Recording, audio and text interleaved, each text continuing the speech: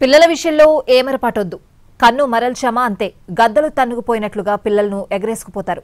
పిల్లలు లేని దంపతులు సంప్రదిస్తే వారికి అమ్మేసుకుంటారు. అలా పిల్లలను దొంగలించి అమ్ముతున్న ముఠాను పోలీసులు పట్టుకున్నారు.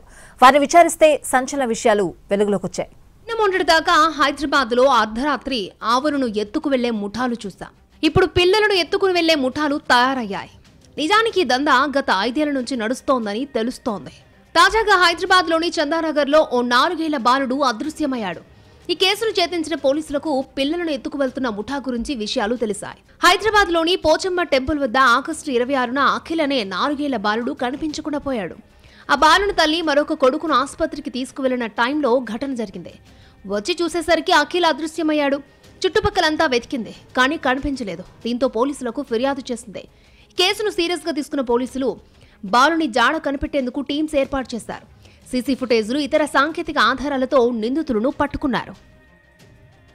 ఈ కేసులో ప్రధాన నిందితునిగా చిలుకూరు రాజును గుర్తించారు. అతను ఆయుర్వేదిక్ మెడిసిన్ స్టోర్ నిర్వహిస్తున్నాడు. అతనికి మహమ్మద్ ఆసిఫ్, రిజ్వానా, నరసింహారెడ్డి సహకరిస్తున్నారు. వీరందరూ ఒక ముఠాగా ఏర్పడి పిల్లల్ని కిడ్నాప్ చేసి పిల్లలు లేని తల్లిదండ్రులకు వారిని అమ్ముకుంటున్నారు.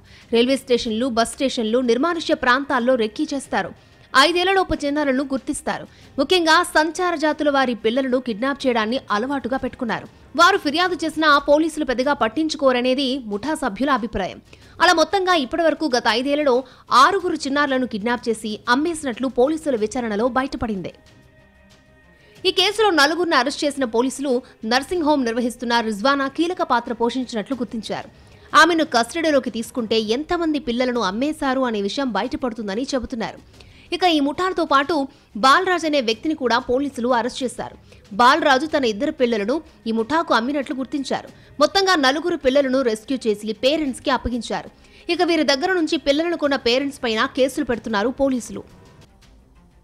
మరోవైపు తన కొడుకు తనకు దొరుకుతాడు అనుకోలేదని అఖిల్ తల్లి చెబుతోంది.